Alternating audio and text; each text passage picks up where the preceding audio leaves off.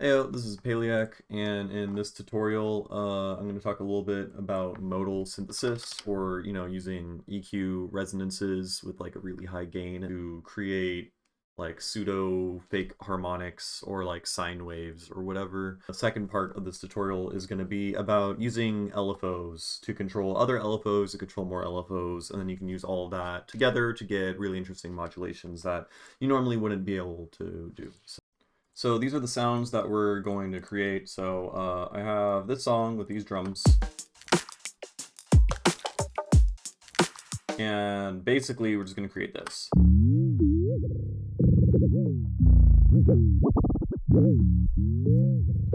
And then you can like...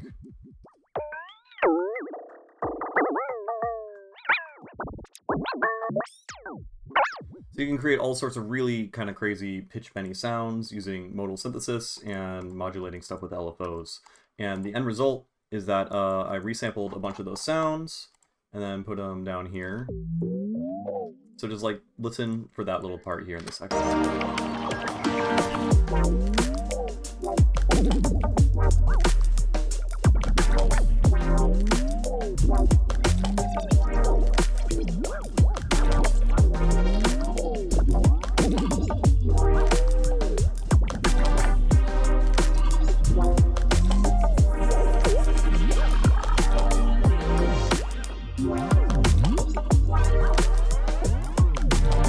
So yeah, and then finally I have a Patreon. Yeehaw. You can subscribe for $15 a month, and then you can get access to a bunch of different racks and stuff that I've made in all my previous videos, and then you'd also support me. And I also have a Discord channel that you can join for free as well. I regularly give feedback there. You'll get notifications when I'm live streaming or whenever a new video comes out. We can just chat about music or whatever. So essentially, like modal synthesis or whatever, basically we have this drum loop that I made in a previous tutorial, right? And if you boost something and then increase the Q, you can hear a tone. And then if you increase the scale so that this, instead of plus 15 dB, this is plus 30 now.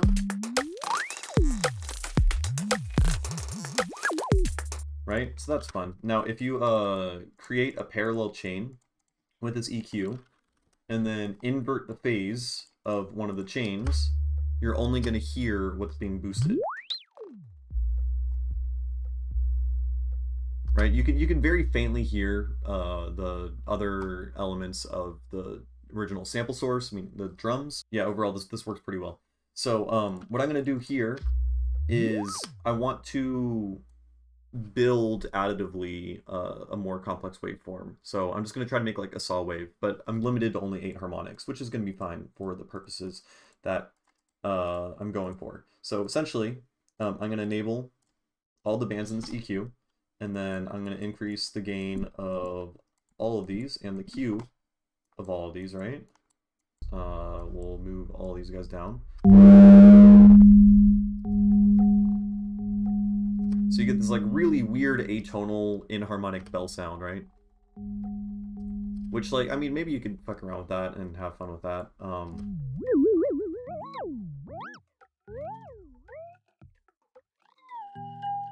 But what I want to do is I want to make it more tonal. So what I'm going to do is I'm going to map the frequency of every single one of these bands to one single knob, right?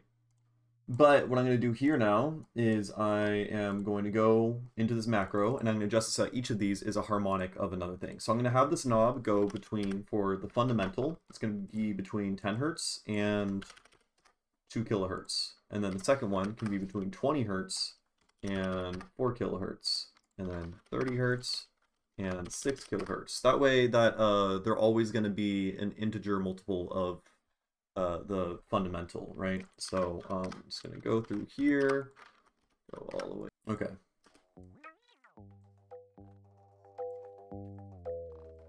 Neat. It sounds kind of like a resonator, which I believe a resonator is essentially just a bunch of tuned delays to resonate at different pitches and different harmonics of that pitch, right? So resonator, if it's at C, and then typically there's going to be one like a fifth above, and then another one like an octave above, and then maybe we'll do an octave and a fifth or something.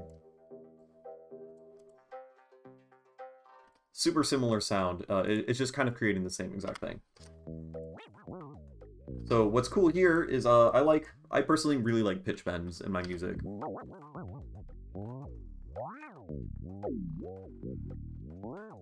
So I mapped the scale to this knob here, and then I'm also gonna want to map the gain of each of these harmonics down here so that I can change what the waveform looks like of the additive waveform that we're building, right? And then I'm gonna exclude this macro from randomization and this macro from randomization.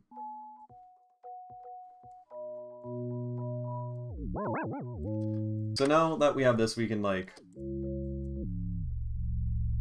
get some interesting sounds. You can saturate it if you want more harmonics.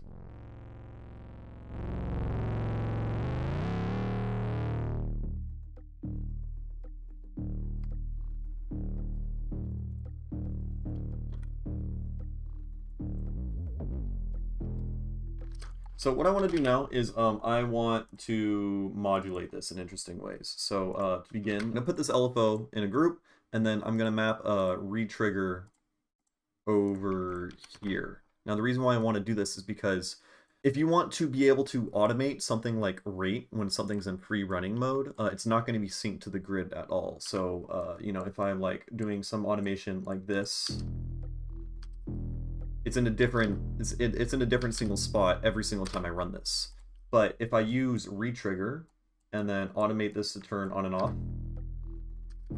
it's going to be the same thing every single time, and that way you can have consistency for your automation when you're using more complex stuff. So then I'm going to also map, I don't know, let's map like depth, and then I want to map the rate of each of these guys over here. So what I'm going to do now is you can then use these LFOs to modulate the other LFOs. So you can phase modulate them by mapping LFO of one to the phase of another, right? Which if this LFO is set up on ramp up or ramp down, essentially this is going to speed up what this LFO is doing.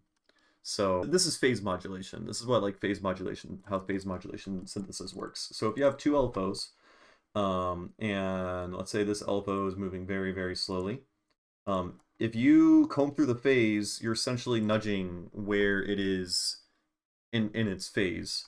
So if you scan from 0 to 100 and then go back to 0, you're just speeding up how quickly it's cycling through its cycle by how fast you're going through this. This is just adding to the frequency of the LFO itself. So if I map an LFO to phase and then set this guy to ramp up, and then this is at, look, this guy's at 0, this one's not moving at all, and this one's just moving through the phase of a sine wave at 1 hertz, meaning this one is now moving at 1 hertz, even though the rate is at 0. It's just adding to it. I'm just adding to the frequency. So you can modulate frequency of one thing and add frequencies together in more complex ways like that.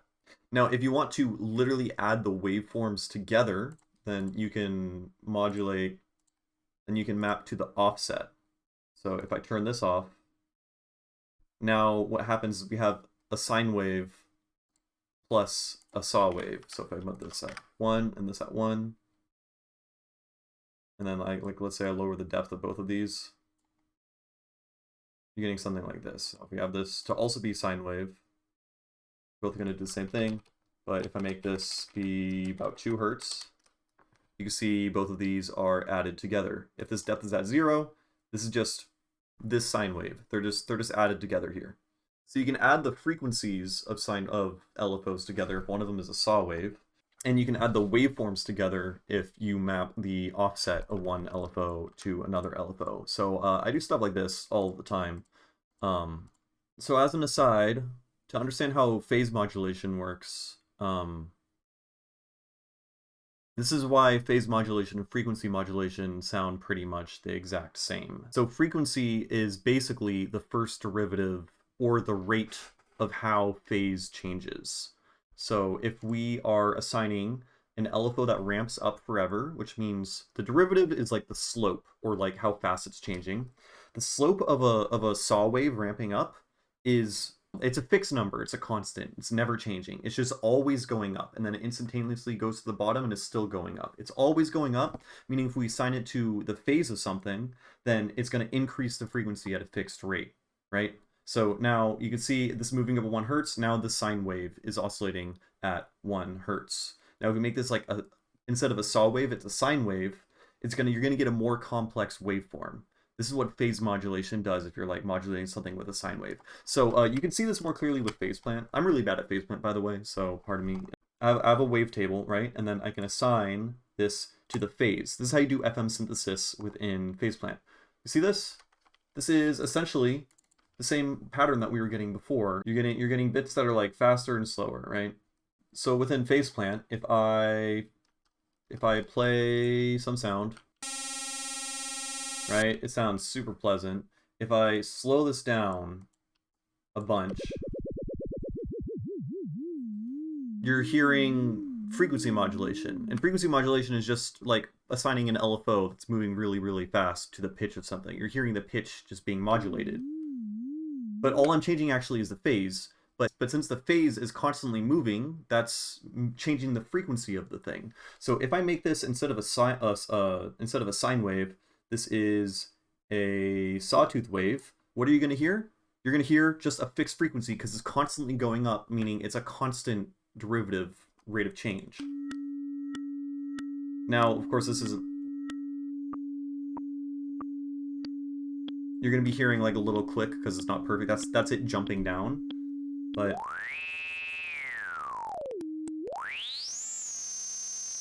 and now you can better understand what the fuck is actually happening. So what happens if you use a square wave? What are you going to hear? Think about it for a second, right?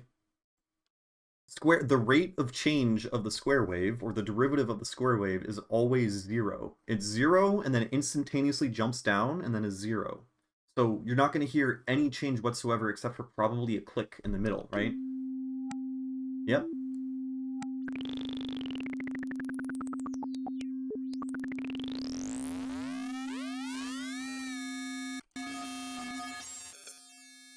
Now, what'll happen if you use a triangle wave? Let's think about that. So a triangle wave, if you're modulating the phase, when it's going upwards, it's playing at a higher frequency because you're increasing the rate at which the phase is moving the frequency. And then when it's moving downwards, it's playing at a lower frequency. So it's actually going to create a square wave LFO that's assigned to the pitch. It's going to play at a high frequency and it's going to jump down to a low frequency.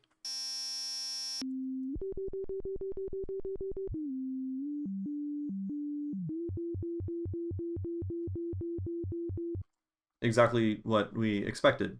You look at that. So yeah, that's why phase modulation and frequency modulation are mostly the same thing. They're both just modulating the frequency at the end of the day, but through different means. So now we could just like fuck around and map this to some different stuff. So if I have this controlling the offset of this guy, and then I can like randomize all the parameters here, but limit how fast the rate is for each of these.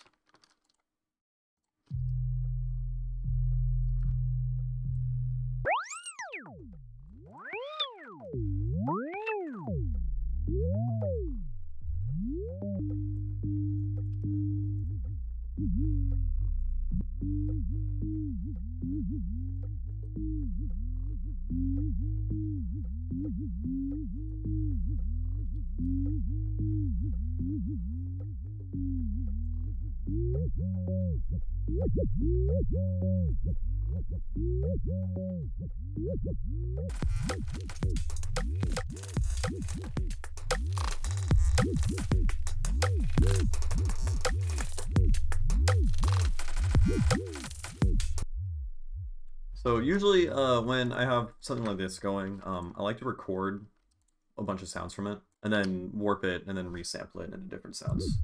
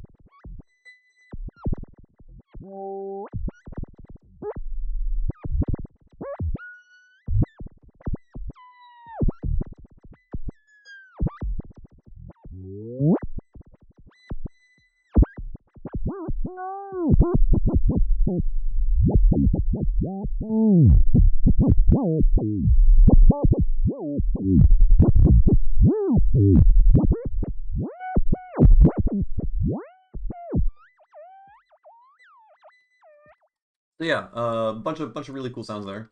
Then you could take this, and then I would compress the shit out of it so that all these little quiet bits are slammed.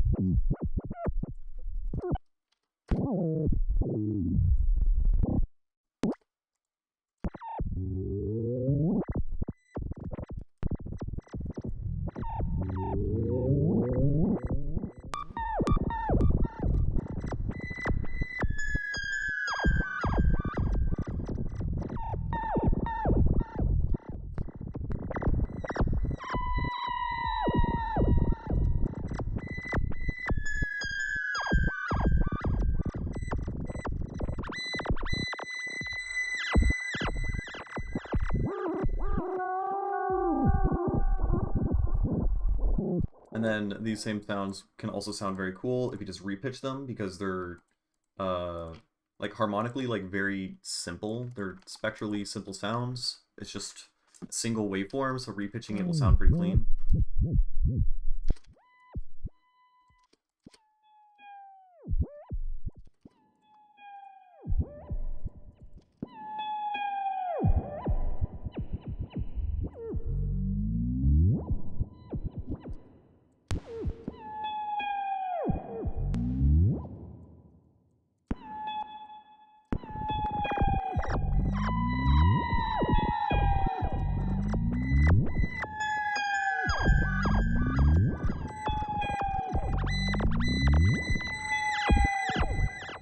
Maybe put an LFO on this, or an auto filter with an LFO.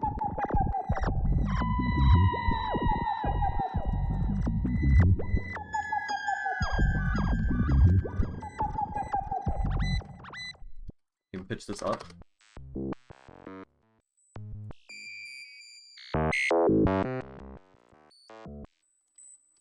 And then we can take another auto filter, and then this auto filter can be on like some kind of random mode, and we can put this on a bandpass filter.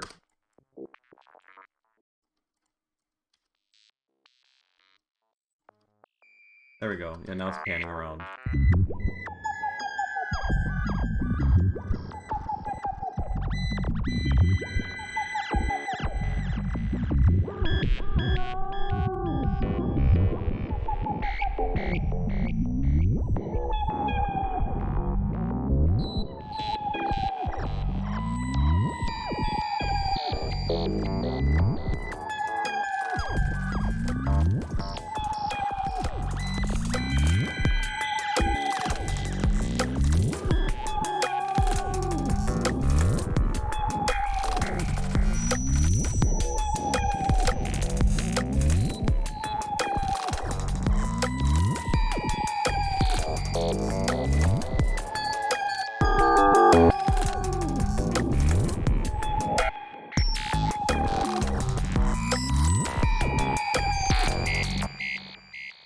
We like reverse certain sounds. We can put this way.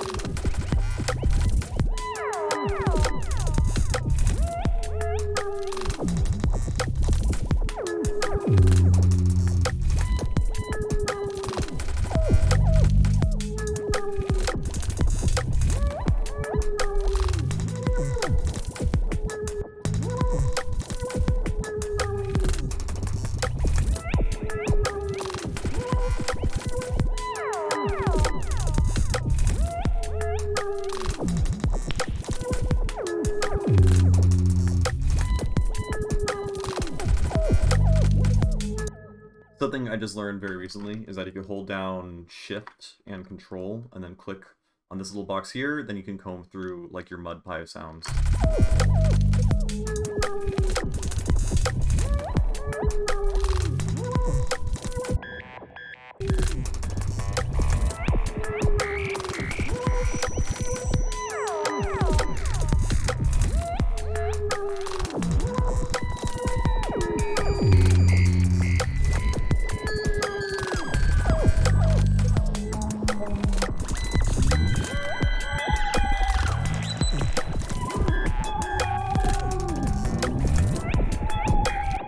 Alright, yeah, I think that explains pretty much everything. Use LFOs to control other LFOs to get really crazy, wacky sounds really quickly and easily, and then you can warp those sounds and create infinite variations of other sounds from those sounds, just you know, chopping them up, exploring different warp modes and stuff. So like all of this stuff right here, like I can like freeze and flatten this guy, and then I have entirely new sounds. And then I could stretch this guy out, and then I could put it on like texture mode.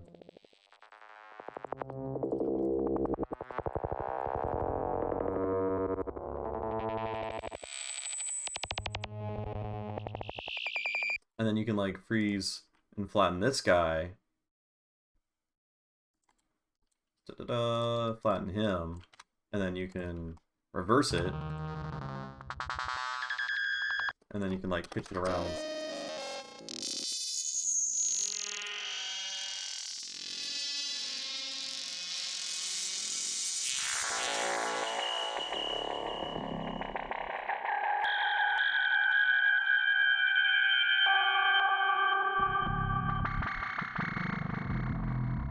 You put an auto filter with an LFO on this guy, and then you can have it like ramp up, so it's gonna wub.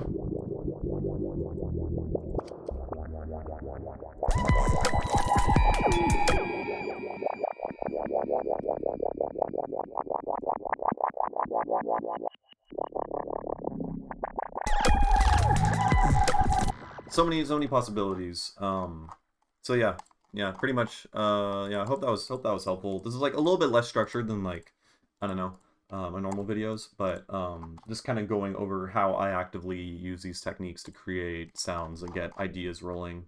So like as I went through this, there's like probably like 5 different ideas that were like pretty decent that I could have expanded this and turned this into an actual full-fledged song or something. So yeah, I hope that was helpful. Yeehaw.